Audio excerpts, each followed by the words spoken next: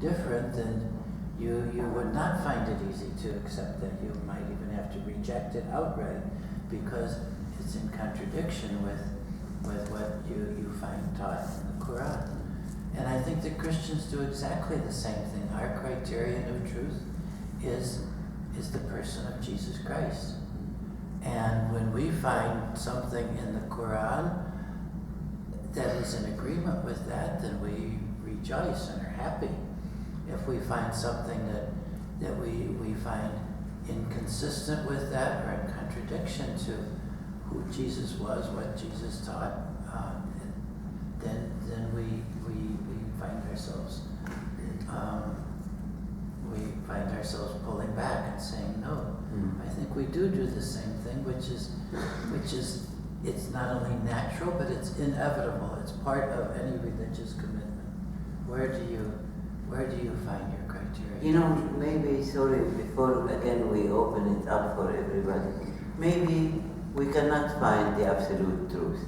I like the idea in the Quran and as developed by the Sufis eventually, that the truth, al-haq, is God. And God is the absolute truth. And if God is transcendent and we cannot reach the absolute truth, which is God, then our religious traditions, in my view, are ways to God. And in that regard, perhaps there is no complete or absolute truth and absolute falsehood on this side of things. There are two statements in the New Testament that I find instructive. One, what Paul said in the letter to the Corinthians. Now we see through a glass dimly, but then we will see face to face. This is more mystically expressed in 1 John. We do not know, brethren, he says, what it will be, but when he appears, when God will become known to us more, we shall see him face to face and we shall be like him. So the Quran echoes this in Surah 5, verse 48. Had God so willed, he would have made you all one community. But he wishes to test you, to try you. Who among you is of good works? Therefore, vie with one another in the performance of righteous deeds. To God shall be your return, and he will inform you concerning the things in which you have differed. So we have to live here with the relative knowledge of the truth. And only in this way, I believe, can we try to understand the truth as revealed to us and as revealed to our sisters and brothers of other religions. The Quran says, and I believe, إِلَهُنَا وَإِلَهُكُمْ وَاحِدٌ. Our God and your God is one. And we will know as much as we can here, and probably we will know far better later. Good. Very well said. Nick, shall we open it up to the... Certainly. And before we open it up, let me remind you that there is a videotaping recorded. So as you ask your questions, if you have a problem being videoed or recorded, then perhaps you should wait till after the event to ask the question. And there's also a podcast being recorded. The video will be placed on YouTube, the Hartford Seminary YouTube channel, and then the podcast will be placed on the internet. Now, with that being said, I humbly and sincerely ask that you limit your time to questions and not comments. We have all come here to hear these two men speak, and perhaps on another day we can hear you lecture us at another event. Please, limit your time to questions and try to prohibit any comments. With that being said, Sammy Shama. Dear doctors, for a dialogue to take place successfully, don't you believe it is necessary for the positions of the two dialoguing parties become clear to each other first? Because if you cannot establish where you differ or where you are unique, the problem becomes, in my opinion, is that you don't know what you're arguing about. So do you agree with the fact that theological differences, as deep as they may be, are necessary to be put on the table first, so we can actually proceed into what we can do together? Thank you. But we have put them on the table. I speak as a Muslim. Father Michel speaks as a Christian. His criterion is Jesus Christ, and my criterion is eventually the Qur'an, really. And we have a different approach. I'm very theologically oriented. Father Michel is far more practical and saintly, actually, than I am, and so I learn a lot from him. But I love to argue theologically. I want to understand the humanity of the divine and the divinity of the human. I want to understand what Christians mean, when they speak of Christ as Savior, as Lord, and all these, that is very important, and I think the differences are on the table, aren't they? Yeah, I wouldn't agree, Sami, with the idea that you start out with some kind of theological understanding or presentation. See, dialogue, I think, is a much broader thing than a formal debate or discussion between two people. I think of the evenings and hours I've spent in places like Turkey, and some of my students or colleagues at the theology faculty would come over, and we eat millions of sunflower seeds and drink glass after glass of tea, and we would talk about sports, and we talk about life in America, and we talk about life in Turkey and life in Indonesia, and we talk about the economy, always a disaster, and we talk about politics, usually a disaster. And at some point in the course of the evening, I would be talking about what it meant to me to be a Christian. And at some point in the evening, they'd be talking about what it meant for them to be a Muslim, and why they were a Muslim, and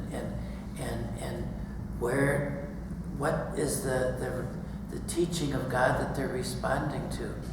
And I learned a lot in those evenings, and I'm sure they learned a lot. Now, to me, this is dialogue. This is as much dialogue as two scholars sitting before people and talking at a theological level. I think what we're doing this evening is one kind of dialogue.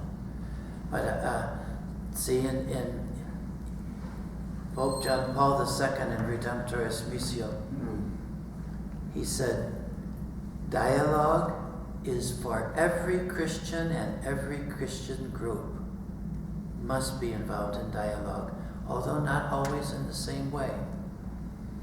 I think to be a worshiper of God, you have to be in dialogue with all these other people whom God has created, and God is at work in their lives. And you try to discover glimpses, maybe, but more glimpses of how God is at work. I think that's dialogue. I want to state my position as a Muslim in dialogue. For me, Islam is good and true, and I am grateful for divine guidance to Islam, and I am happy. But I also believe that the follower of every other religion, particularly the followers of Christ and Christianity, must have the same privilege to regard their religion as I regard Islam. if I allow for that, then we can have dialogue as equal partners. For a long time, the Christians could only study the Qur'an and the life of the Prophet and the history of the early community with, as it were, Christian glasses. And the truth or lack of truth of the Qur'an depended on how much the Qur'an agrees or disagrees with the Bible.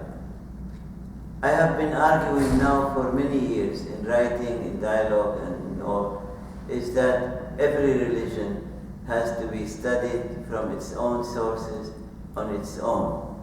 And in that regard, I believe as a Muslim, there is an Islamic Christology that is worth looking into and studying on its own, rather than to what extent and how this Christology may agree or disagree with the Christologies of the Gospels and the early church. So I think for me this is very important. And one other goal of dialogue that I would say is crucial, and that is the idea of comparative dialogue. You do have a section on comparative dialogue in your book. One of the principles of comparative dialogue is to compare ideals with ideals, realities with realities, good behavior with good behavior, bad behavior with bad behavior in the two religious traditions and communities. And we always tend to compare the ideals of Islam or Christianity with the sometimes not very pleasant realities of the other tradition. And I think we must compare good with good and bad with bad. Questions? I thought I had here. I can understand, the importance of the dialogue in relation to theology. Yes. But one of the things that I think is very important is how the teachings of both religions are very similar in how a man or a woman should live. And I really think that this should be an important part of any dialogue. It's sort of the results of the churches and how that impacts people. This is what I call the dialogue of life in my book. That is, it's dialogue through education, through social justice, through work for society, through helping teenage boys and girls to cope with modernity and their own tradition. The dialogue of life is crucial, and we have been blessed, sisters and brothers, since the mid-19th century really, when Muslims and Christians became and increasingly are becoming neighbors. They share the neighborhood, they share the workplace, they share the classroom and every area of life, the hospital ward, and even the graveyard. So we are no longer strangers to one another. Islam is not just out there. This, of course, raises the important question. The Muslims developed a legal concept of the world where you have Dar al-Islam, the sphere or abode of Islam, as against different spheres or abode, including the sphere of war, the sphere of peaceful coexistence, and so on. But Dar al-Islam, the house of Islam, is now the homes, hearts, and lives of Muslims wherever they may be. And this goes also, in my view, for Christians and the church.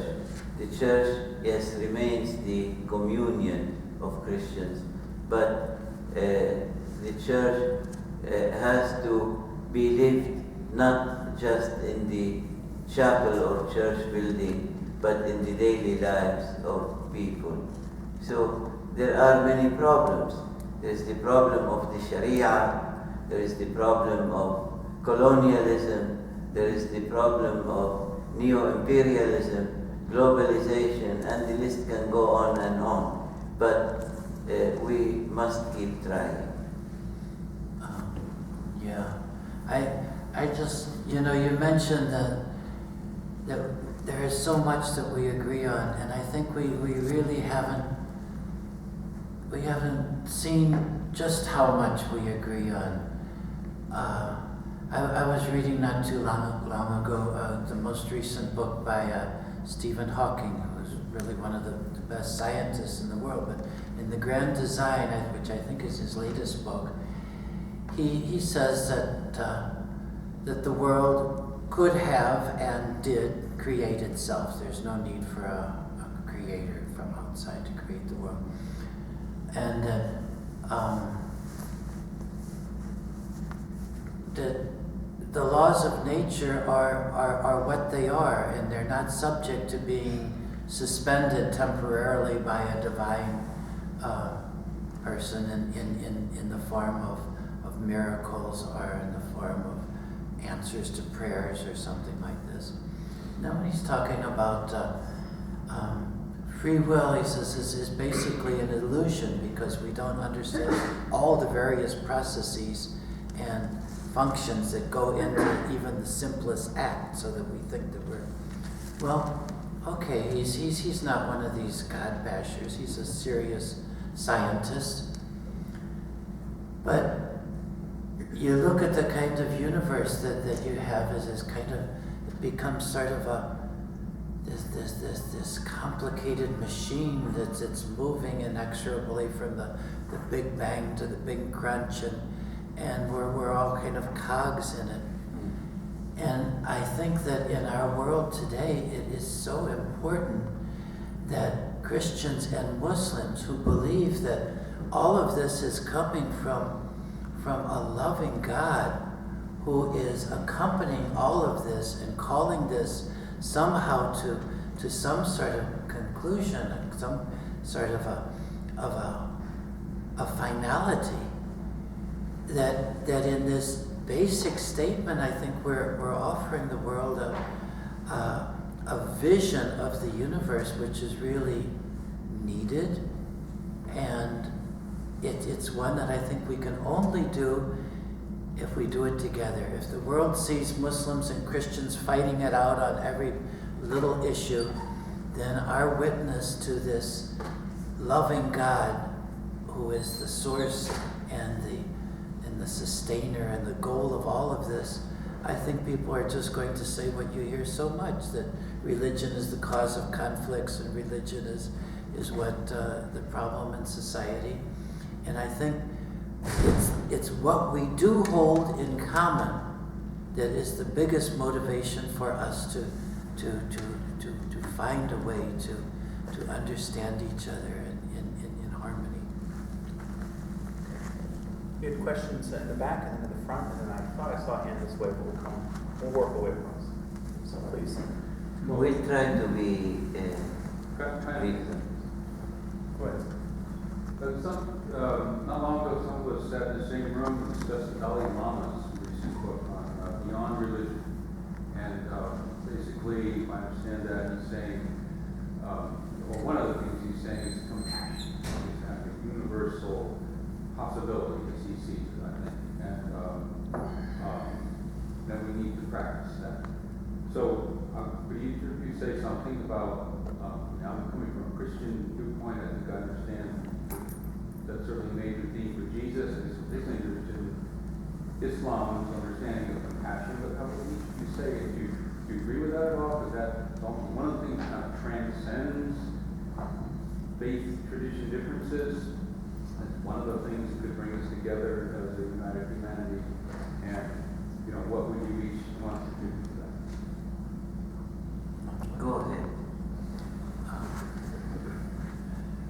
as you said, it is a thing, compassion, feeling with.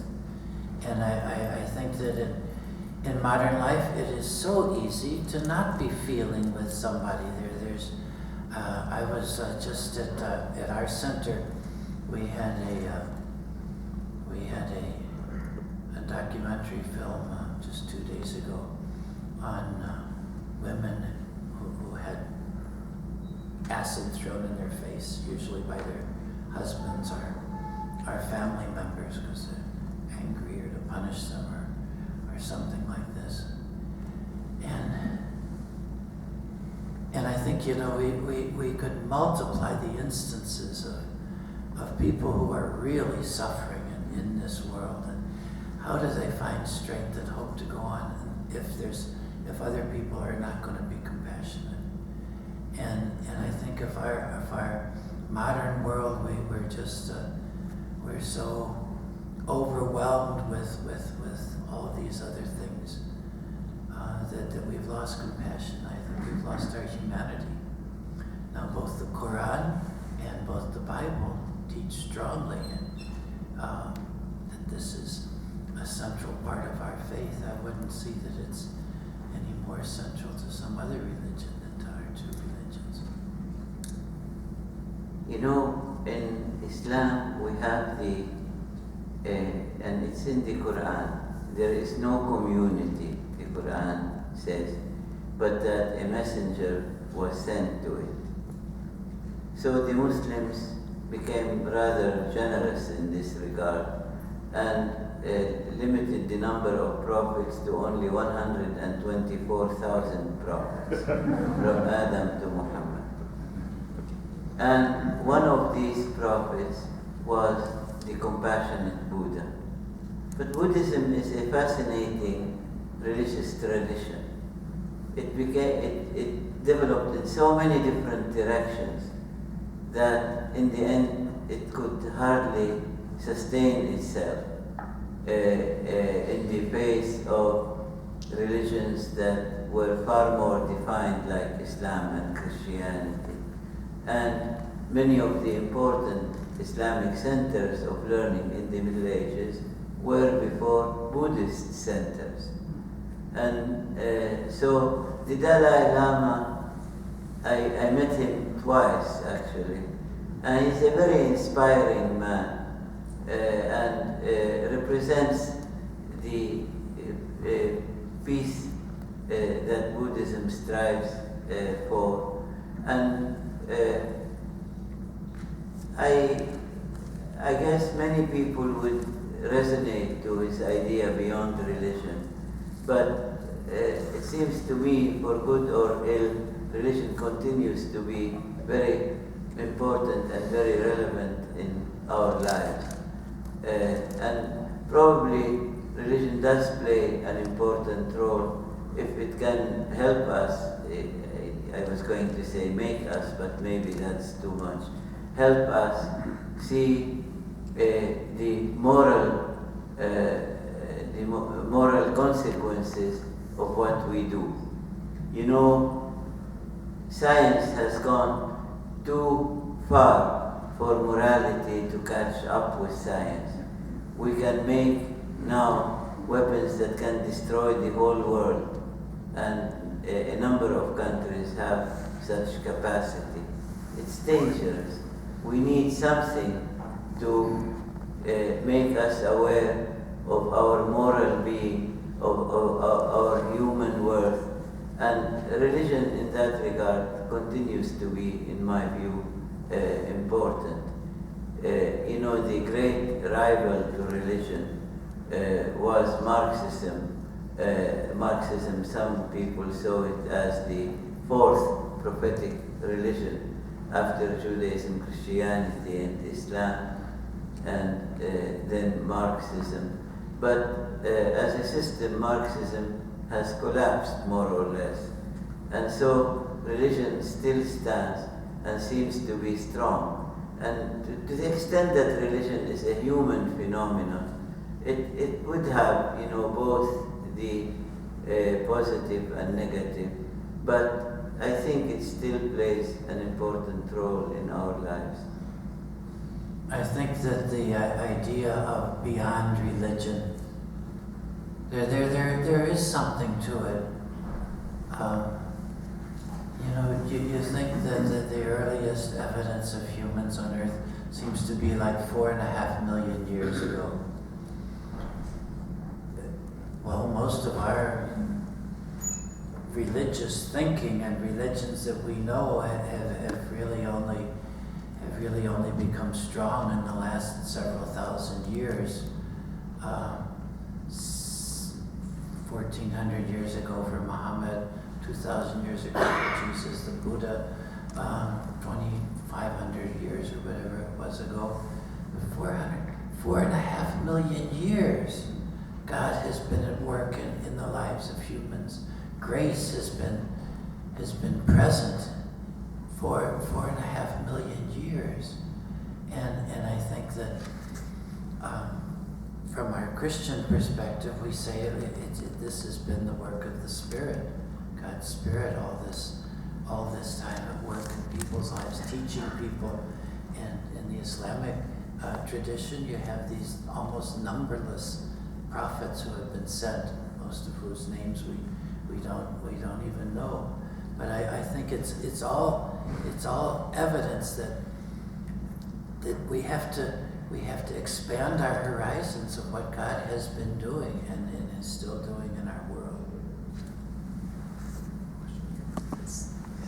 I wanted to ask Dr. Ayoub and Father Michel, in a constructive theological dialogue, how can the issue of the crucifixion of Jesus be discussed in a manner that increases understanding and not antagonism? Question, so everyone can hear. Could you repeat that so everyone else in that can hear what you said? Oh, in a constructive dialogue, how can the question of the crucifixion be treated, be faced? You want to speak to that first? No, you can't.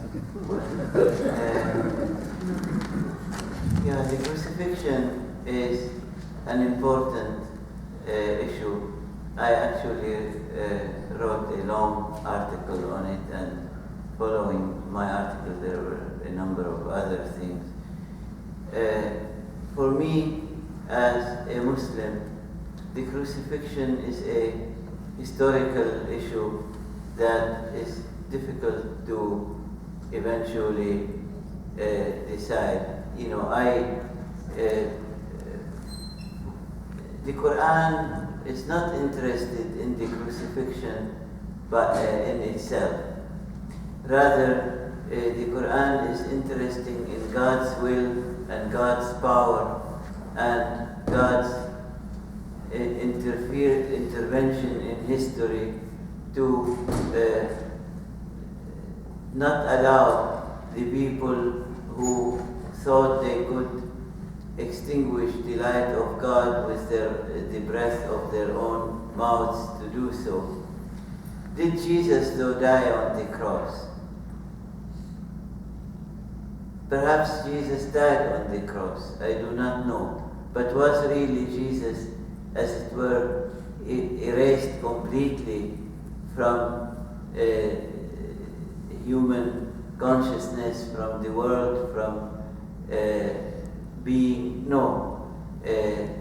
Fakhr al-Razi, one of the great Quran commentators, comment on the crucifixion by saying it's possible that the Romans and the Jews crucified the body that was Christ, but they could not annihilate the soul of Jesus or his spirit.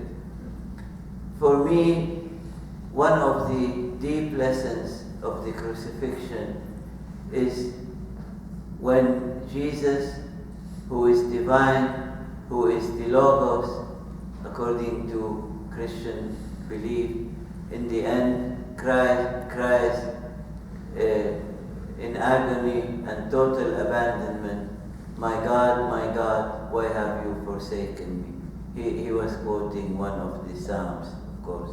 But nevertheless, this cry makes, me understand and appreciate my own depth of humanity, my own insignificance, that Jesus in the end though said, into your hand I commit my spirit. And perhaps that is a good lesson for all of us, particularly for people like me who are getting old and will soon have to make this decision. Yeah. I think from a Christian point of view, there's a way of talking about the crucifixion that I don't agree with, and I think is not helpful. I think it's not correct. And there's another way that I think is. I think we should not look at the crucifixion as some kind of scenario that has been all prepared and written out ahead of time, and everybody's playing their roles like they all did this. I don't believe that God wanted Jesus to die. God certainly could not ever have desired the many sinful attitudes and acts of hatred and torture that went into this. And I don't think in the same way that Jesus had any kind of martyr complex or desire to die. What he wanted was what God wanted. What? That everybody accept his message and that they repent and that they turn to God and let God govern their lives, the kingdom, accept the reign of God. He didn't want all this sinful, horrible behavior to take place. But what he did do is he had a message that God gave him. He kept preaching that message. He kept living that message. And he knew that he was on collision course with people who didn't want to hear that message. And he accepted what was going to happen. They all warned him, don't go to Jerusalem. Yeah. They'll kill you. So what do you do with the salvific question of the crucifixion, Father? Well, how many weeks do we have? No, I usually spend a full week when I talk about this in Turkey. Mm-hmm. But I think that the fact is Jesus preached his message. He was faithful to God in preaching it, and they killed him. And the Christians began to reflect, well, what has God been telling us through this? What has God been doing for us through this? And I think that's the sense that we have. There are still problems that your thinking would raise. The Eastern Orthodox hymn, Jesus rose from the dead, trampling death by death and giving life to those who are in the graves.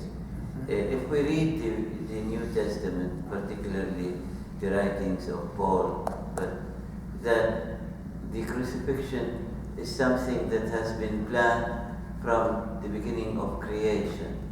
And I agree with you, but I can agree with you because I'm not a Christian. Yeah. But didn't it have to be God's will? You said it wasn't something that God wanted. How could it happen